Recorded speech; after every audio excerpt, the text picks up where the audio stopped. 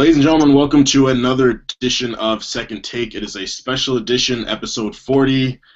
We've come a very long way. 40 weeks ago, Joe came to me with this idea, let's start this sports talk show, and now we're here 40 episodes in. Feels good. Joe, how's it going? Can't complain. Just a little cold down here. I think y'all shared your weather with us because 50 degrees and I'm not okay with it. I don't know how to dress. I don't know what to do. But hey, we're talking sports today, so I'm good. Yeah, definitely can't complain. It's a good day to talk. We have a special guest with us. He joined us on episode 10. He's the college basketball guru. He is one of Forbes 30 under 30. He's a pretty big deal in the country, and he's only a year older than me. I'm kind of jealous of how popular this guy is. But I'd like to welcome Syracuse University's Alex Klein. Alex, how's it going, man? Hey guys, how's everything? I'm glad to be here. All right, well, let's get started. We got Alex Klein here, like I said, college basketball guru. So talk to us. How is Syracuse looking for Well, I went to two of their exhibition games. It's definitely a different team when you lose and score CJ Fair as well as, your point guard who ends up coming in for a year and really dominates college basketball for a little while, and Tyler Ennis. So they're in a rebuilding phase, but they're still productive. They're still a top 25 team. Their biggest issue this year is, who's going to step up as their number one scorer, their number two scorer, and so on and so forth. Post play is interesting just because you have one freshman, you have one senior. Both are improving, but it's going to be really interesting to see how they do. It's not going to be overwhelming, though, like last year when they nearly ran the table at about 25-0 to start the year. Okay. Got a quick question for you. Since you're all about recruiting, who are the top recruits to look for that are now big college guys on campus? Who are we looking for? Yeah, honestly, the funny thing is they all kind of translate to the top teams in the country. You look at Kentucky, they have Carl Towns, who's their best recruit, along with Trey Lyles. Both are big men, and Kentucky's loaded as far as basically every position, but those two are going to be really impressive. Towns, the likely number two pick. Number one will likely be Jahlil Okafor. Came into Duke, probably the best center prospect to come into college basketball since Kevin Love. Extremely talented. He's slimmed down a lot. Arizona's probably got a top five guy as well, and they're another top five team. You look at Stanley Johnson from California, NBA-ready small forward prospect. I think those three guys are going to really take over college basketball this year, among others. Unfortunately, SMU had a great player in Emmanuel Mudiay. Some things didn't work out. Now he's over in China playing professionally. But it's going to be interesting to see how these freshmen translate, especially after last year's freshman class was probably the most hyped maybe in a while. It's pretty amazing. This group is very top heavy, but they're not going to disappoint. And looking at the reigning national champions, how many of their guys left for the NBA? But you were just talking about how they got better pickups. Do we expect to see them at the top again this year, or? Are you talking about UConn or Kentucky? Because UConn beat Kentucky. Well, I'm talking about both, really. That's fair. Well, UConn's going to be different. They lose DeAndre Daniels. They lose Shabazz Napier. It's going to be a challenge for them. They're going to be challenging. They're going to be solid. They got Amita Brima, who's a very talented sophomore power forward. Very underrated, but they're gonna kind of fly around that top 25, top 30 radar.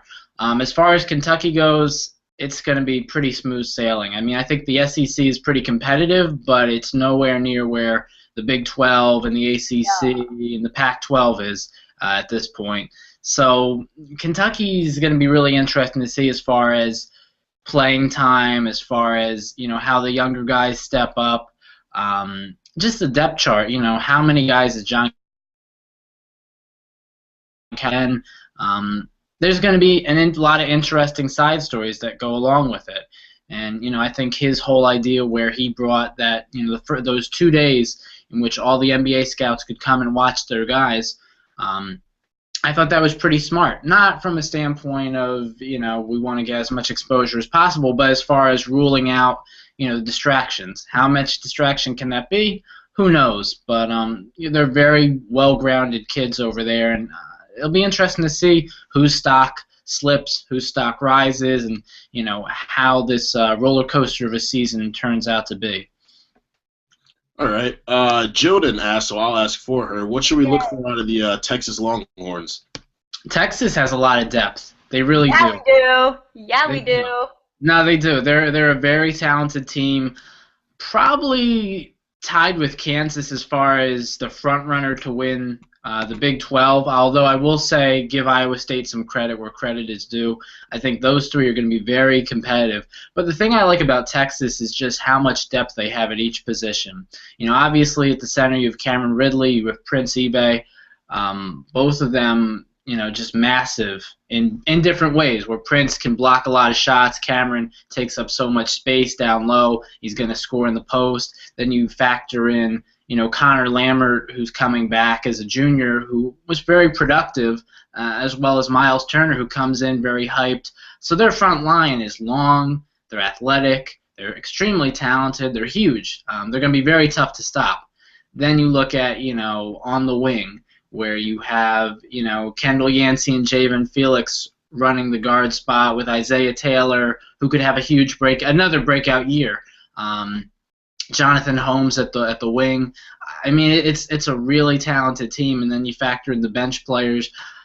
They're going to be very, very talented this year. A lot of experience. I think Rick Barnes has done a really good job of aligning his ducks in order. That way it's not just one or two guys, but it's really, like Kentucky, where it's a lot of depth. And you need that in college basketball. You're going to have injuries throughout the year. They didn't lose anyone significant from last year's team. They're one of the few teams that did that, and then they beefed up by getting Cameron Ridley, as well as guys who are now, a year older, a year smarter, a year more experienced. So they're going to be very, very good. Oh, I'm so happy right now just hearing this. Hearing you talk about my friends, my team, doing well. So, all right, I need you to be like a little psychic right now. Where do you see Texas going this year? I mean, Texas can really go as far as they want, whether it's a 1 seed, 2 seed, 3 seed. Kansas has won the Big 12 so many consecutive years. It could be time for a change. Kansas is talented this year, don't get me wrong, but there really isn't that number one guy for them just yet that's, going to stand out. Cliff Alexander's a talented freshman, Kelly Oubre as well.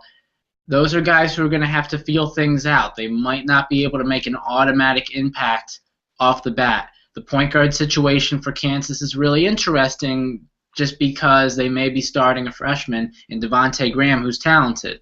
Wayne Selden and Perry Ellis now, these are the main guys who have to come in and take over and really lead the team. And I think while they're ready, they're not ready to dominate yet. But the same thing goes for Texas. The same thing goes for Iowa State, with George Niang and Monte Morris and a number of other guys. But, you look at the Big 12, and those three teams are going to be great, as well as Oklahoma, who I think will surprise a lot of teams. And those four are really going to battle. Nationally, Texas can really go as far as they want. I think this is definitely the right year to do so, simply because you're going to have Miles Turner around likely for 1 year. You're going to have all these other guys who are either juniors or sophomores, and they're real experienced. But this is a great core group. Once they figure out how to play with each other and which rotations work, they could be one of the best teams in college basketball without the hype. Hey, that's what I'm talking about. Don't like that you just said Oklahoma was going to be a good team. I'm going to act like you didn't say that because Oklahoma sucks. They've got an excellent backcourt. They've got a really excellent backcourt, great size, shooting, but, it's up for debate, I guess, apparently. Yeah, no, Texas is where it's at. We're ranked number 10, which is huge. I don't think we've been ranked that high in quite some time. I mean, long time, and like Alex said, we're looking good, and if we have some tournament in New York, and we could actually end up playing Syracuse, so yeah, no, it's going to be a competitive field, but I think those two eventually end up matching up in at Madison Square Garden. That would be an interesting one. I would give the advantage to Texas right now, based on their depth, and as well as just their size as far as matching up with Syracuse, where Texas has about 4 legitimate post players who can really make contributions. Syracuse has only about 2 at this point, so we'll see. We definitely will see. Thank you, Alex, for the college basketball update. Sticking with this basketball topic, let's go right to NBA. Jill, did Kobe set a record this week for something? All right, let me say something. Yes, Kobe set a record for most missed field goals. Like, woohoo, cool. Okay, this boy has also been in the league for 19 years, and yes, he's. His job is to shoot baskets. So yeah, he's gonna miss quite a few. And like Michael Jordan said, he has missed X amount of shots, lost Y amount of games. But you look at people's success and not their failures. So Kobe, you still the best. Don't even worry about it. Don't sweat it. Yeah, okay, 19 years. You're going to miss a lot of, field goals. I mean, it happens. I get it. So, Armand, I know you were trying to get a rise out of me, but I'm okay. I'm cool. I was just messing around. Kobe actually said that. Kobe's never fazed by the media. He was like, well, I'm a shooting guard that's been in the league for 19 years, as Jill so eloquently put it. So, yeah, you're going to miss a lot of shots. I was just trying to mess around with Jill a little bit. Moving on, Derrick Rose this week made some comments about how he's looking out for his long-term health in sitting out all of these games, which kind of makes you feel like, is he committed to the team completely? His teammates on the Bulls said that they feel he is completely committed. I don't know. What are you guys thinking about these comments? I mean, I don't doubt his commitment, but I've said this so many times. Derrick Rose is just, when you're injury prone like that, it's really hard to be an athlete where your job is to use these muscles, these bones. So being injury prone isn't going to do it for you. And I said last week, I mean, we look at Marcus Lattimore. You think he wanted to retire after he never even played an NFL game? Absolutely not. But sometimes you need to be like, okay, I seem to be going in a circle here, missing this, missing that, missing that. I mean, Derrick Rose has already missed a few games this season, and the season just started. So, God forbid he gets another serious injury, he's going to need to start thinking about, is this the right path? Because if he misses, too many games this season, is he even worth it for the Bulls, like that amount of money on someone who's not playing the whole season? There's some things to think about. Yeah, no, I agree with Jill. I think you look at most athletes, and a lot of them we kind of perceive as they need sports in order to make it. They need that financial boost. Derrick Rose has gotten to the point in his career where he's got the financial stability needed from his Adidas contract, from his contract with the Chicago Bulls, and I'm sure he's at the age now where he's thinking, you know what, it's been a solid time in the NBA. If I can keep this going, great. But, why damage my further, why damage me further? So he's taking a mature approach about it. And obviously he can only be as committed as possible, but it's tough. So I definitely respect what he's doing and thinking about his family first. And at the end of the day, it's about his family first. The Bulls are not the ones who are going to be with him, past the age of 40. He's got to think about now, and he's got to think about going forward. And it's very tough to balance out a career, whether you're healthy or not. But when you factor in the injuries, it's got to be very grueling, especially when you get back on the court and then it's over and you get back, and the rehab stage has just got to be tough. That's why you look at Kobe Bryant, and everyone's poking fun at him last night, but the guy has come back from so many serious injuries, and he's missed a lot of shots, but he's got a lot of rings. I saw a meme. It was like, tell me about all my missed shots, and it had all of his championships right there. But I mean, yeah, okay, your professional career, not many people play past their 40s, he will have to live with his body the rest of his life. That's probably another 30, 40 years. And it's not fun to be crippled for the rest of your life. And that's what happens when you demand so much out of your body in such a physical sport. And I mean, you got to be smart. Like you said, there's other things. He has enough money right now where if he didn't even get a job, I think he'd kind of be okay. But you got to it's tough. It's a tough situation, and we'll see what he does. I mean, this is just talking about, he has sprained ankle. So But we're just looking forward because some people are just injury prone and it happens and it sucks, but gotta move on from it. No, you guys are absolutely right. You make great points. Hoping for the best for the Bulls. I mean, they picked up Paul Gasol, so a lot of people are looking for a lot of success out of them, but it's all about D Rose and what he decides to do. Kawhi Leonard came out with some comments this week. He would like to be a Spur for the rest of his career. Why wouldn't you? I mean, the Spurs are just extremely successful, always in the mix to go to the finals, win a championship. Kawhi Leonard's great. He is a star for that team now, in my opinion. He's going to be when Duncan, Ginobili, and Parker eventually leave. So, I mean, definitely wise on his part to stay with that team. The Miami Heat are actually looking very good. They're talking about the new big three with Luol Deng, Dwayne Wade, Chris Bosh. Dwayne Wade's looking healthy. He's looking like the Dwayne Wade of old. Chris Bosh has evolved his game with the absence of LeBron James. So, I mean, a lot of people were like, don't know how the Heat are going to do, but the Heat are proving a lot of people wrong. So wait, have y'all seen any Heat fans recently? Because I don't know where they all went. I think they went to Cleveland, but I haven't seen them in a while. I haven't seen anyone on Twitter talking about the Heat or anything. So I haven't even heard much about them, but I love Dwayne Wade. I think Dwayne Wade is a great player. I've always loved him and respected him. So I'm glad, he's finally getting more shine. Great for him. And I told you, when LeBron went to the Cavs, I want the Heat to do well just to show LeBron, look what you left. I don't want the Heat to win another ring. I want the Lakers to. But if the Lakers and the Rockets both don't win the ring, then I want it to be the Heat. So then LeBron's sitting there like, dang, I messed up. And Armand, don't even make that face because I know I said what I said about the Lakers, but we got our first win the other day. So, whoop, whoop. Congratulations to you. And with Jill seeming to get a little excited, I think it's time for a Jill rant on college football. Texas did just win, so let's hear it, Jill. All right. Yes, we did. We won. We beat West Virginia, who is actually ranked 23. They used to be ranked higher. West Virginia is just one of those teams that I think they're good. They have talent, but they can never hold it together. I mean, when Geno Smith was there, how hyped up was Geno Smith? Heisman winner, this and that. And, they started off hot, and then they just declined. And that's what they did this year. We had a pretty easy game against them, and you want to know why we won? Because we ran the ball. Tyrone Swoops did not get to throw that ball that much. Thank God, because now everyone's starting to see what I've been seeing this entire time, that he is overrated and not the quarterback for us.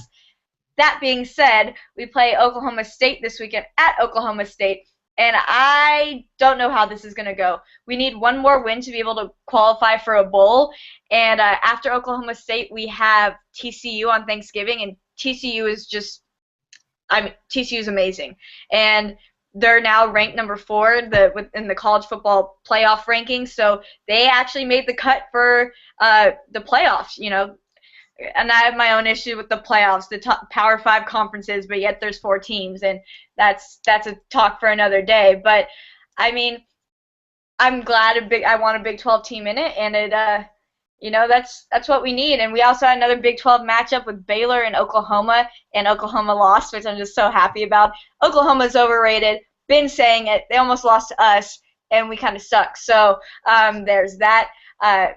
A&M upset Auburn, which I hated to see, but now they're kind of at the back of the rankings, so that's okay. Of course, Texas is not ranked after this win. We beat a 23 team. That's kind of nothing to brag about. Florida State is still undefeated, which we're all unhappy about.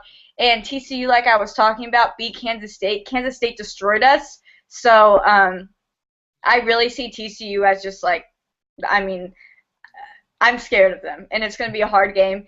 And Boykin is just doing his thing at quarterback. I mean, they're going to be, I don't see them losing another game. So that means, yes, we will lose. Ohio State upset Michigan State, which is good. I think Ohio State is just a great team, and it kind of sucked because the year they went undefeated was the year they couldn't be in the BCS, which sucks because they would have won the national championship, and they were the best team that year, and Braxton Miller probably would have won the Heisman. But moving on from that, and Oregon, not really surprising, beat Utah. Oregon, they're also making the cut for the college football playoff. We got, Pac-12, Big 12, SEC, and ACC, I think, going to be making the cut. So I'm kind of excited about these playoffs. I don't know about y'all, but I'm ready. I was telling someone today, I think we're going to end up expanding it like the basketball playoff system. Maybe not 64, but maybe 32 teams one day, because they're going to want to have us all in it. You know, right now it's just those like former BCS bowl games, but we still have like the Meineke Car Care Bowl. Like that's still somewhere. So someone's still going to be playing in that this year, but Alex is shaking his head. I know. There's these bowl games out there that you don't even know exist. And I sit and I watch them all because so everyone needs support, okay? Even the Meineke Car Care Bowl. So, you know, the bowl season's upon us, guys. We're about to go bowling. Is the Emerald Nuts Bowl around still? That used to be my favorite. I don't know. My favorite is the Meineke Car Care Bowl, mainly because they have that little, like, puffy Meineke Car Care guy. Do you actually go to Meineke? No, I don't. Ah. They're clearly not getting the best out of the sponsorship then. Yeah, they're clearly not doing their job with the sponsorship, but, you know, BCS games, or the former BCS games, are still the ones we're looking at for the playoff, you know, Rose Bowl, Fiesta, Sugar, what was that other? Peach? I think they made Peach one, so, no, they changed it to Peach. Really? I'm pretty sure. Wow. This fruit Okay, orange slash peach, we'll call it. The fruit bowl. The fruit bowl. So yeah, we still got those, which is fun. I mean, there's no better environment than the Rose Bowl. Yeah. We all know that. Some unfortunate news for Alex. Syracuse lost to Duke 27-10. Syracuse not having a good football season. I mean, do they ever? No. Great. I don't think anyone did. So.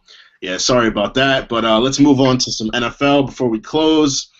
A recent quote came out saying that out of the 48 players considered guilty of domestic violence under the NFL's conduct policy between 2000 and 2014, 88% were either not suspended or missed just one game.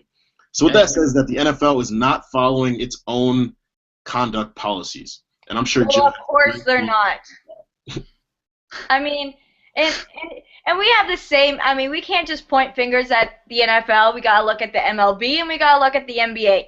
Everybody's doing it, okay? It is not like just football players are participating in domestic violence. It's everybody, all right? You know, just more attention, whatever. These leagues need to start valuing people more than players, okay? Yes, we understand you love your player, but there are thousands of others of these guys, you know, who are going to get in this position and not mess it up because they have it. Instead of going there and being like, oh, I'm famous, I'm rich, let me go beat my wife, beat my girlfriend. You know, it's unacceptable behavior, okay? It's illegal in the real world. It should be illegal in the sports world. Why are you exempt from something that everybody else goes to jail for? It's this entitlement thing that athletes have that is literally going to be the demise of them. Because the more people act like this, the less support they're going to have. The NFL took a shot from their women viewers because nobody wants to support somebody or an organization that condones such things. And it's happening in the NBA too. And I mean, there's a problem. It's happening in college. We can't just talk about pros. It's happening in college. These guys are doing the same thing and swept under the rug. Cough, cough, Jameis Winston. I mean, I'm almost out of words because I have so many things to say, and it's just such a problem that somebody needs to fix it. Yeah, I mean, I completely agree. I mean, you know, these are athletes. They're important. We want them on the field. They're exciting to watch, but we can't have them engaging in these illegal activities and just give them a little pat on the hand and say, all right, do better next time. Don't do it again. Like, we need to enforce it. Athletes can't be put on this pedestal just because they bring in a lot of money for the NFL and just because they're exciting to watch. Like, you can't have them out killing and robbing and burglarizing just because we want to see them playing on Sunday on CBS. Like, that, it's just you have to take into it's part of the environment. I mean, these guys all started as little kids somewhere, you know? I mean, these are guys that we know, Alex knows, you know, Armand Cornell doesn't have many athletes that go pro, so not Armand knows. But, I mean, these are guys you go to school with. They were your classmates. They were the guy living down the street. These aren't, evil people by any means. So there's something in this environment that kind of pushes them that way. Well, You know what I'm that's saying? That's exactly it, Jill. You're a product of your environment, and this is really a social problem because it's not just athletes; it's just everyone that you surround yourself with. And unfortunately, a lot of these guys come from bad neighborhoods, bad upbringings, or once they do make it big, they're around different types of people. So it's really about who you associate yourself with and who you really who can really influence you. And as bad as it is for the athletes and as big a problem as it is with them, it's a worldwide global issue, and it's unfortunately not going to stop anytime soon. But the good thing about this is more exposure is being brought to it. What can happen out of this? Hopefully something. Yeah, completely agree. I mean, we'll see. Hopefully it doesn't get any worse. Hopefully the NFL cracks down on this, but it's not looking too We'll good keep right now. dreaming. We'll keep dreaming for that. Moving on, Des Bryant and the Cowboys are in contract talks. Des Bryant expressed his desire to retire a Cowboy, but he also wants his contract to reflect the respect he feels he deserves from them. Since 2012, he's been the first in touchdowns, fourth in receiving yards, fifth in receptions. He's established himself as a very elite receiver in the NFL. He wants How many is his contract for right now? He's still under his rookie contract. He's making $118 million over the course of 5 years. He's not too happy. Poor with that. Dez. That's it. Oh, see, this is what I'm talking about. This sense of entitlement. Dez is doing his job for the team, so Jerry Jones has no lack of money by any means. So That being said, you want to build a great team, just like you look at the Spurs. It's guys who are able to sacrifice a couple $1 million in order to make everything work. And unfortunately, that's not a common ground and not a common belief within sports or in general, because everyone wants to get that extra couple $1 million so they can pay off a couple people here and there and have a little more fun. But at the end of the day, if you want to win and you want to be on a team that has success and the longevity of things, then take a little bit of a pay cut. Yeah. $118 million versus $115 million, it's not that bad. Yeah. Absolutely. those $3 million, I think you'll be okay. I'm not sure, but I'm guessing you'll be okay. Possible. I mean, I think so too. I think that a lot of athletes get into these professional sports for the wrong reasons. I mean, that's obvious. Some want the money, but I don't know. For me personally, if I were to make it to the NFL, which would be a dream. I mean, I love football, but clearly I'm not good enough. If I were, I'd be going to win rings and to play the sport I love and to win. But yeah. you gotta understand this. This kind of shifts in college, is what I've kind of seen. Is like these guys in high school, Alex, you can see if It's getting worse. It's getting worse in high school. It's Yeah. getting worse. And then when they get to college, they're the big men on campus. They get their free clothes, their free this and that, now free food. And they get this, sense of entitlement, and the entitlement is the worst part. But they also get worked so hard that they no longer love the sport. That's when they start to get into it for the wrong reasons. Because guys on the team here will tell me that they hate it now because they practice so hard and so often that they're not even doing it out of love anymore. So yeah, when they get to the NFL, they're like, this is supposed to be my job. I don't love it. Yeah, no, you're absolutely right. So, guys just got to mature and understand that they should want to win more than make a couple more $1 million, but not everyone thinks the same way I do. Just some quick updates before we close. Rex Ryan expressed his concern on his future with the Jets. No kidding, he should have been fired years ago, saying he needs every win he can get. The Jets are 2-8 right now. Justin Bieber apparently cursed the Steelers. They lost to the Jets last week, 20-13. Ben Roethlisberger said it wasn't Justin Bieber's fault, but I think #blame Bieber. Patrick Willis of the 49ers and Brandon McBain of the Seahawks are both out for season. Those are two of the best defenses in the NFL. They're in a pretty tough division right now, as we talked about last week with the Cardinals. They're looking very good. Definitely tough blows to their defenses. They have other good players, so they'll be okay. But, you really want to keep all the good defenders you can with that tight division. And, we'll see. That's looking like the best division in the NFL right now. Quick shout-out to the Eagles. Backup quarterback Mark Sanchez. Speaking of the Jets, Mark Sanchez has literally had the worst luck in the NFL, compared compared to almost everybody else. He got the butt fumble, just a mockery of.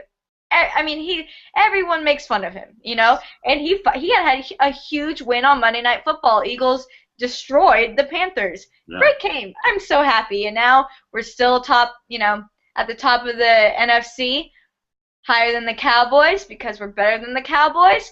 And but you were just talking about these injuries and talked about it last week, and we're talking about it all the time. There's something going on with all these injuries, and just like we were talking about with Derrick Rose, it gets to the point where you're like, when do you give up on it? When do you realize this is getting excessive? I mean, the amount of players this season just in the NFL who are out for the season already, Yeah. I mean, it's ridiculous. It's absolutely ridiculous. So I don't, it's not even concussions anymore, which I know they focus a lot on, but it's everything from the head down. So now we need to do things for that, especially the knee. I mean, we got to do something about the knees because everybody's blowing out their knees, tearing, we talked about that last week, tearing your pectoral muscle. I don't even know how you do that. I mean, there's a lot of stuff we got to work on. And we talked about with the NBA. I mean, these freak accidents. Paul George. Yeah. LeBron James actually released a statement recently saying that he's not going to let his kids play football because of health concerns. So, I mean, it's tough getting into these sports. There's such risks and there's such precautions taken to prevent these risks, but stuff still happens. So I don't know. We'll see what's going to happen. But we have to close for the day. I want to thank Alex for joining us for episode 40. Always nice to have you. We'll probably have you back for episode 70. Always good to see Jill. Thank you all for sticking with us for 40 weeks. And we will see you episode 50. You guys have anything to close? I just want to thank Alex again for showing up. And college basketball is starting this week. Texas is playing North Dakota State on Friday, and then Alcorn State on Sunday because Alcorn is a state. So check out those Longhorns, and we might be playing Syracuse soon. We might be beating them too. Hook 'em. Alex? Oh, should be a good week for Texas. Appreciate you guys having me on the show, and cheers to the beginning of a great college basketball season. And thank God Major League Baseball's out of the way. Hey, that is not acceptable on the show. Just for that, no episode 70 for you. Thank you, guys. Enjoy your evening. Have a great one.